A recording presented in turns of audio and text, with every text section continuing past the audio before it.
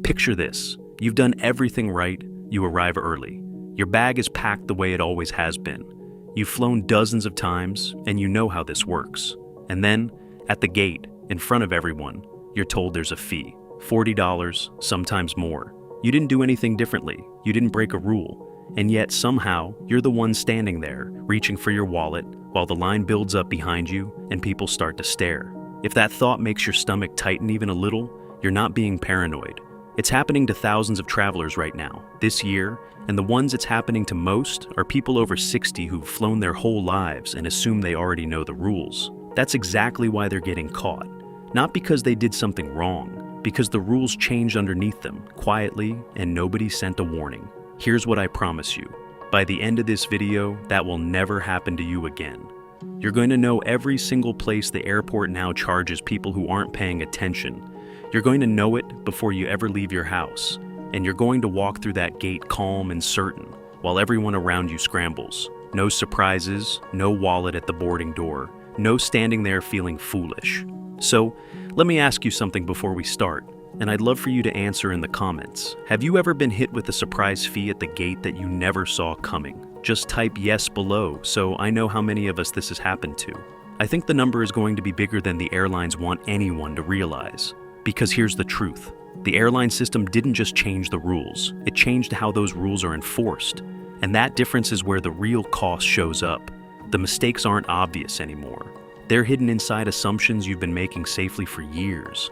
And there's one trap near the end of this video that catches even the most experienced travelers, the ones who are sure they've seen it all. Stay with me, because that's the one I least want you to miss. Let's start with the most important illusion, the carry-on size limit. You probably already know it by heart. 22 inches long, 14 inches wide, 9 inches deep.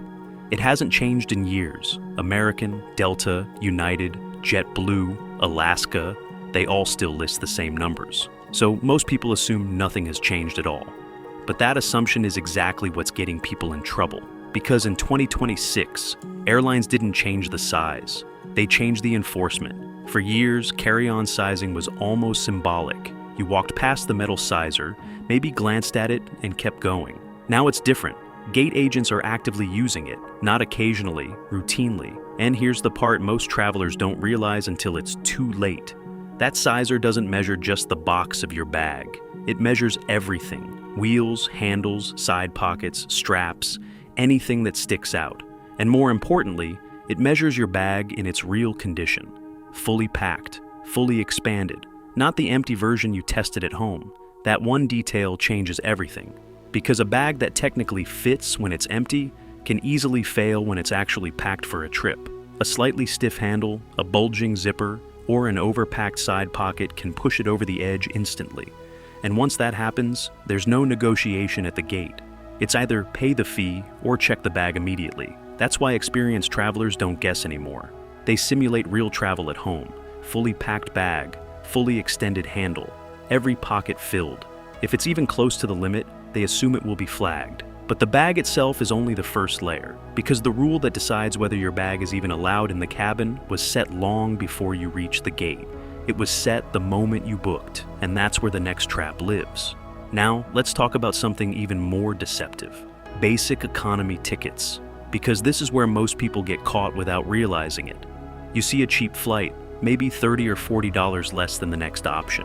You book it quickly. It feels like a win. But what you didn't see is what got removed. On many airlines now, basic economy doesn't include a full carry-on anymore. Only a personal item. That means one small bag that fits under the seat. That's it. No overhead bin space unless you pay extra. And the worst part? This isn't always obvious during booking. It's hidden in small text, buried under fair details, or shown in a way people skim past. So, what happens is predictable. You arrive at the gate with your carry-on, assuming everything is normal. And that's where the system resets. You're told your bag isn't included. You can't go back. You can't change your ticket.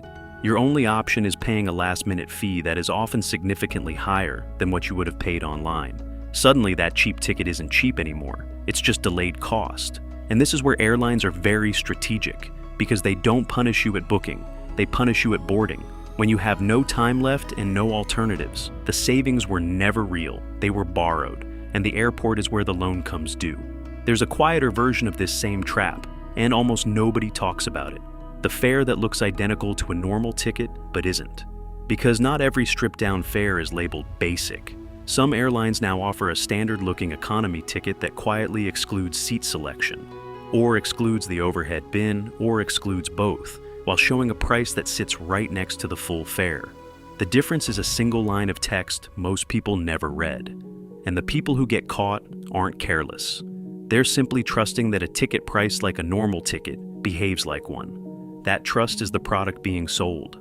So the rule is simple. Before you book, find the baggage line and the seat line in the fare details, not the headline, the fine print. If you can't find them in under 30 seconds, assume the fare is hiding something, because it usually is. Now, let's go deeper into one of the most misunderstood traps: expansion zippers. A lot of people think they're being smart when they buy a carry-on with extra space. And in theory, they are. More room sounds like better packing flexibility. But in practice, it creates one of the most common gate failures. Because most carry-on bags are designed to meet size limits only when the expansion zipper is closed. The moment you open it, even halfway, you add physical depth to the bag. 1 to 2 inches is enough to push it over the official limit. And here's the key detail. Gate agents don't always need to measure it, they can see it. A visibly expanded bag is already a red flag. Bulging edges, uneven shape, overstuffed compartments.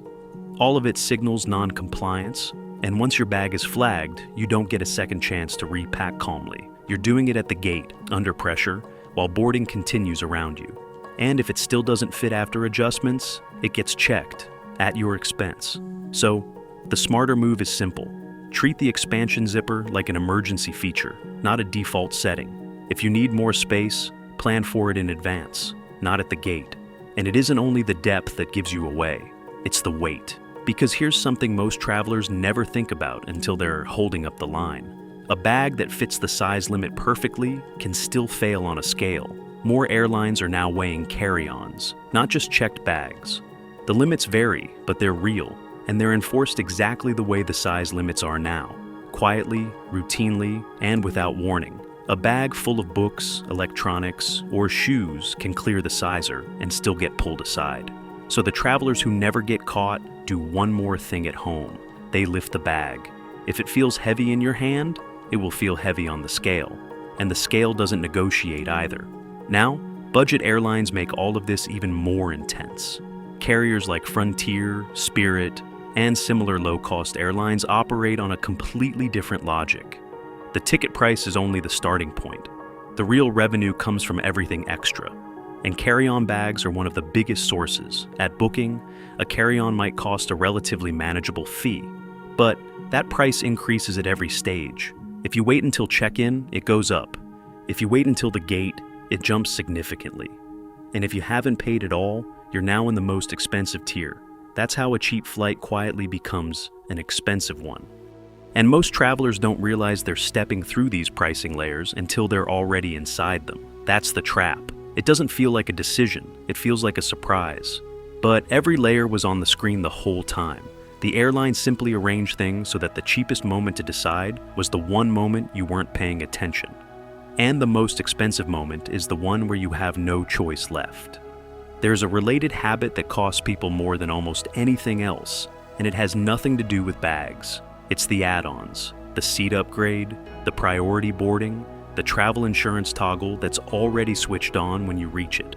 Budget airlines have learned that a tired traveler, 3 screens deep into a booking, will accept almost any default just to be done. So, the defaults are never in your favor. Every box that's pre-checked is pre-checked for a reason. The single most valuable thing you can do on a budget airline's checkout page is slow down and read what's already been selected for you. Because nothing on that page is selected by accident. And I'm curious which airline has done this to you. Drop the name in the comments. No need to be polite about it. I have a feeling the same 2 or 3 names are going to come up again and again, and there's a strange comfort in seeing you're not the only one it happened to. Now, let's talk about something most people think they understand but consistently get wrong. Personal items. The phrase sounds harmless. A backpack, a small bag. Something simple.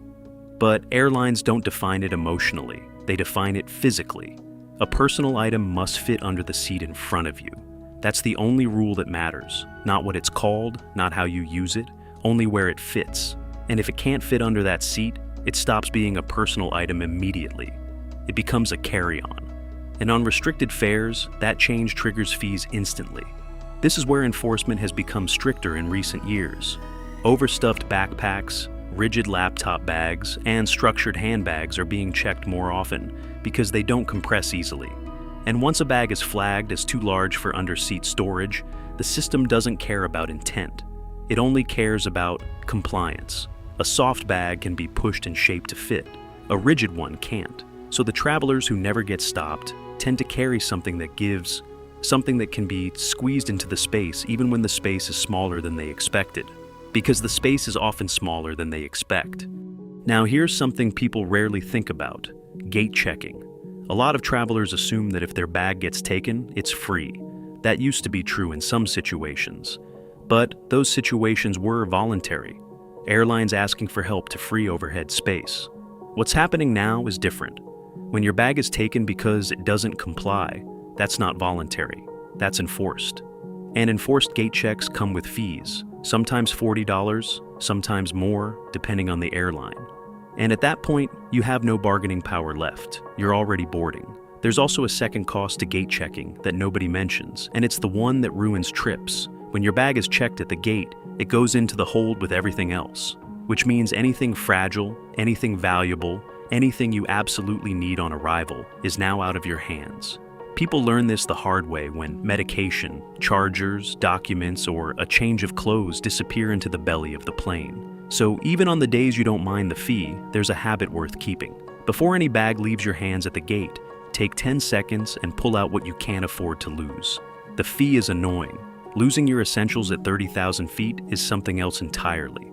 But there are also small advantages most people overlook. Certain items don't count toward your baggage limit at all. Jackets, duty-free purchases after security, umbrellas, food bought inside the airport. These are allowed regardless of fare class, and smart travelers use this strategically, wearing heavier clothing instead of packing it, carrying extra items in allowed categories. It's not cheating, it's understanding the system.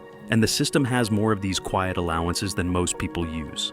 Medical items, for instance, generally don't count against your limit, and they don't have to follow the usual liquid rules either. Assistive devices, certain medications, and the equipment that goes with them travel under different rules entirely. Rules that exist precisely for travelers who need them and are used by far fewer people than qualify. Reading bags travel free in many cabins. A coat carried over the arm is invisible to every limit there is. None of this is a loophole. It's all written down. It's simply written down in places most travelers never look, which is exactly why the people who do look move through the airport paying for so much less. If you've ever used one of these and saved yourself money, tell the rest of us in the comments. Your tip might be the one that saves a fellow traveler their next $40. The best advice in this whole channel doesn't come from me. It comes from people like you who've already figured something out the hard way. Now step back for a moment, because all of this connects to something bigger. Airlines don't just enforce rules randomly. They design systems that influence behavior. They want predictability. They want fewer surprises at boarding. And most importantly, they want passengers to make decisions earlier when fees are lower and control is higher. That's why everything becomes more expensive at the gate. That's why uncertainty is punished. That's why timing matters more than anything else. Because the system isn't built around travel convenience. It's built around decision timing. Once you understand that, everything starts making sense. The fees aren't random. The enforcement isn't inconsistent. The pressure isn't accidental. It's structured. And the single principle underneath all of it is this: every decision you delay gets more expensive. Every decision you make early gets cheaper. The airport is simply the place where the bill arrives for everything you postponed. And that's where the advantage appears for travelers who understand the pattern. Because once you can predict when and where the system applies pressure, you stop reacting emotionally. You start planning strategically. You don't overpack. You don't wait until the gate to fix mistakes. You don't assume last time's experience guarantees the next one. You treat every trip as a new system environment with stricter enforcement than before. So here's the real bottom line. Measure your bag before you leave home, not when you're already stressed at the airport trying to make things fit. Weigh it too, because the scale is now part of the test.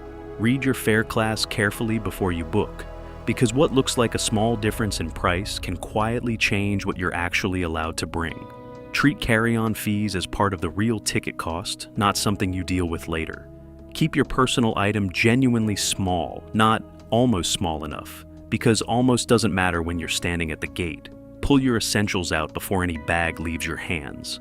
And don't rely on outdated assumptions about airline enforcement being relaxed or forgiving, because this year, that's not the standard anymore. The system is tighter, more consistent, and less forgiving of guesswork than most travelers realize. And once you start traveling with that mindset, something important changes. The airport stops feeling unpredictable. You stop getting caught off guard by surprise fees or last-minute rules. You stop panicking at the gate while everyone else is opening bags and trying to fix problems under pressure. Instead of reacting to situations as they happen, you start anticipating them before they even come up. You already know what's allowed, what's risky, and what will likely get flagged, so your entire experience becomes calmer and more controlled. You move earlier, you pack smarter, and you make decisions before you're under pressure. And because of that, you're no longer dependent on luck or leniency from staff or systems you can't control. You're operating with clarity instead of confusion. You're not hoping things go smoothly. You've already set yourself up so they do. And that's the real difference. It's not about being an expert traveler or flying more often. It's about shifting from guessing to understanding, from reacting at the airport to being prepared before you even get there. Because once you understand how it actually works, the airport doesn't feel like something happening to you anymore. It feels like something you know how to move through. Remember that picture from the very beginning? You at the gate, reaching for your wallet while the line builds behind you? That's not your story anymore. You closed every door they were counting on you to walk through. So, here's my last ask. And it matters more than the like or the subscribe. Tell me in the comments which one of these traps surprised you the most. Was it the weight scale, the disguised fare, the pre-checked boxes? When you say it out loud, you remember it, and the next person who scrolls down learns it too. That's how we look out for each other. And of course, if this helped you, give it a like so more travelers don't get caught off guard by these changes, and subscribe so you never walk into an airport unprepared again. I'll see you in the next one.